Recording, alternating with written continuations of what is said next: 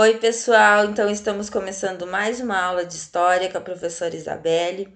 Hoje eu vou comentar com vocês sobre uma importante civilização que viveu ali perto do Egito, entre a Mesopotâmia e o Egito, que são os povos chamados povos hebreus, os povos da Bíblia, e que tem aqui nessa região onde vocês estão vendo em amarelo, o Estado de Israel estabelecido nos dias de hoje, né? Porque é um povo que viveu meio errante, assim, viveu um pouco aqui, um pouco ali e tal, durante grande parte da sua história.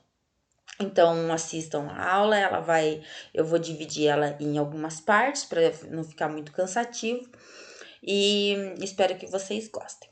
Então, vejam, o povo hebreu, desde o final da Segunda Guerra Mundial, 1945, foi dado a eles esse pedaço de terra aqui, que é o que a Bíblia chama de a terra prometida, a terra santa, a terra de Canaã, né? Que é quando Abraão, por exemplo, que é um dos primeiros patriarcas, ele sai aqui da Suméria, aqui da Mesopotâmia, da Baixa Mesopotâmia, por uma, segundo a Bíblia, uma sugestão de Deus, uma iluminação, uma inspiração de Deus, e ele se dirige a essa terra aqui, onde teria mais fartura, onde ele poderia ter mais, viver melhor com o seu povo. Né? A história de Abraão é uma história muito valiosa do ponto de vista histórico, porque ela influencia a história desse povo e os caminhos pelos quais eles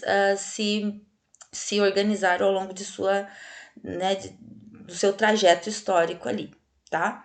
Mas eu vou retomar essa história de Abraão bem certinho com vocês, para vocês entenderem. Bem, depois disso, os hebreus, eles se tornaram escravos na Babilônia, se tornaram escravos no Egito, aquela história lá de José que conseguia interpretar sonhos e tal, que foi vendido pelos irmãos, né? E aí, com Moisés, eles acabam retornando aqui a chamada Terra Santa. Depois aconteceram ao longo da história, isso eu estou falando aí 4.000, 7.000 antes de Cristo, né? E ao longo da história eles ficaram, eles se dispersaram por várias partes do mundo. Inclusive tem judeu no Brasil, tem judeu nos Estados Unidos, tem judeu no Japão, tem judeu em toda parte do mundo. É um povo que se identifica não só pela sua territorialidade, né? É um povo que migrou, assim, por várias partes do mundo, mas eles se identificam pelas suas características históricas, pela sua cultura, pela sua língua, pela sua religião e por símbolos religiosos que os ligam uns aos outros, ritos religiosos, né? Que fazem até os dias de hoje. A gente vai ver tudo isso com bastante calma. Depois da Segunda Guerra Mundial, o que acontece? Isso é uma aula que tá um pouquinho mais para frente, mas durante a Segunda Guerra Mundial, os judeus que viviam na Europa, eles foram muito perseguidos pelo governo alemão, né? E como o fim da guerra, como uma forma assim de recompensar o que o povo sofreu, as perseguições que eles sofreram, né? Foram mais de 6 milhões de mortos durante a Segunda Guerra Mundial, só de judeus, além dos que lutaram na guerra, além de outros perseguidos. As organizações internacionais, elas estabeleceram para o povo judeu, o povo hebreu, esse pedaço de terra aqui, né, para que eles estabelecessem um território, eles tivessem uma terra, aonde vamos colocar o Estado de Israel. E foi dado, então, esse pedaço de terra aqui para eles, porque tinha um vínculo histórico, né? Era ali que viveu grande parte dos seus patriarcas, dos seus reis, a história da Bíblia toda, o Velho Testamento principalmente, ela está ligada a esse pedaço de terra aqui.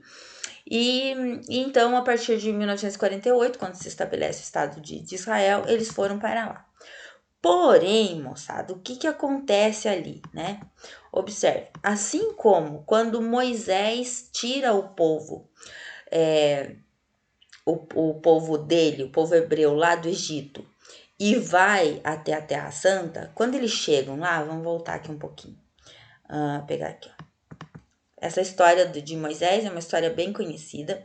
Se vocês não conhecem, vão lá ler a história de Moisés. Tem filmes, tem novelas, tem um monte de coisa. Então, eles saem daqui. Isso aqui essa flechinha vermelha é a trajetória de Moisés. Então, a ideia dele era tirar o povo daqui, que estava cativo. Depois teve lá as 10 pragas e coisa arada, que ele consegue fugir.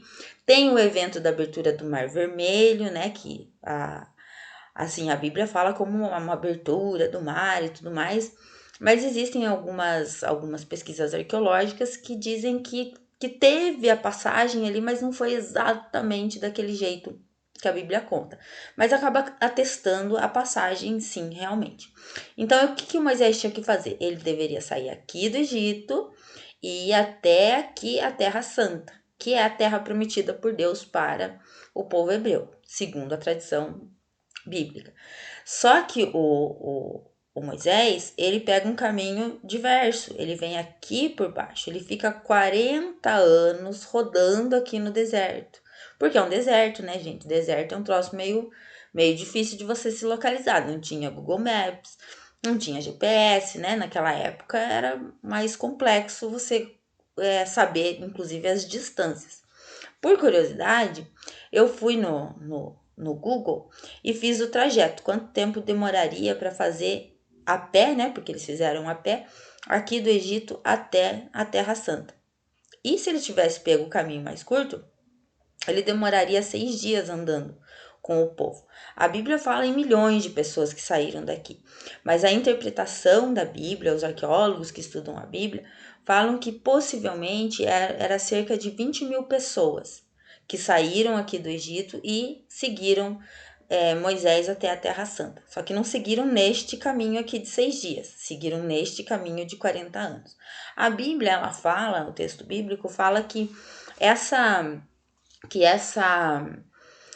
essa andança de Moisés, ela era prevista na Bíblia, porque Deus teria dito para o povo que nenhuma geração que estivesse cativa no Egito deveria chegar à Terra Santa. Era preciso passar uma geração, né? Os mais velhos morressem, nascessem novos filhos com um outro entendimento, para que aqueles vícios, aqueles hábitos de escravo antigo que estavam ali naquela geração que vivia no Egito, que eles não contaminassem essa nova terra, esse novo tempo que eles viveram.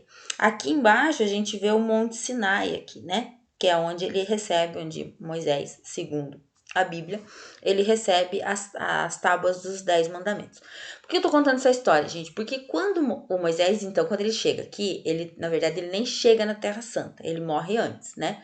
Mas os seus sucessores, quando chegam na Terra Santa, eles encontram um povo lá estabelecido. E aí começam a travar inúmeras batalhas para a conquista daquele território, porque o território não estava ali vazio, tinha gente ali. E como eles eram o povo escolhido de Deus, ou segundo pelo menos a tradição do Velho Testamento, e eles tinham direito a essa terra, eles estabeleceram uma série de embates para poder tomar a Terra Santa, né? E isso está descrito lá nos livros da Bíblia. Por que eu tô falando isso, pessoal? Porque veja só, quando em 1948, agora a gente volta a outro mapa. Quando em 1948 o Estado de Israel ele foi estabelecido, esse território não estava vazio, tinha gente morando ali. E essas pessoas que moravam ali eram os palestinos, que são até os dias de hoje. Porém, palestinos e judeus, árabes e judeus, eles têm algumas rixas entre eles, brigas entre eles, que são também históricas, que remontam lá da história de Abraão. Os israelitas ou os judeus, hebreus, eles se dizem o povo escolhido, né? Seguem o Deus Javé, o Deus Jeová, o Deus único do Testamento, tem as suas histórias do Velho Testamento que são parecidas com as histórias que que hoje a gente chama de muçulmanos, os palestinos, os árabes muçulmanos, que também têm histórias semelhantes. Eles, basicamente, as histórias do Velho Testamento, eles consideram a mesma história, só que com versões um pouquinho adaptadas para cada um povo. E eles não aceitam, os palestinos, eles não aceitam sair do território, porque eles estão ali também há muito tempo. Então, por isso que é uma zona de conflito. Vive cheia de bomba ali, né? Tem a faixa de Gaza aqui embaixo também, que é um pedaço de terra que ainda está em discussão de territorialidade, quem é que tem o domínio e tal, né? Jerusalém, que está aqui ó, na beirinha ali, né, bem na divisa ali entre o que é território palestino, o que é território judeu. Então, é uma região de grandes disputas que remontam à história bíblica, mas não sejamos também inocentes de achar que essa disputa é só por território, só por religião. A gente não pode esquecer que essa região do mundo aqui é uma região importante em termos de petróleo, em termos de relações comerciais internacionais. Então, essa disputa não é somente por uma questão religiosa.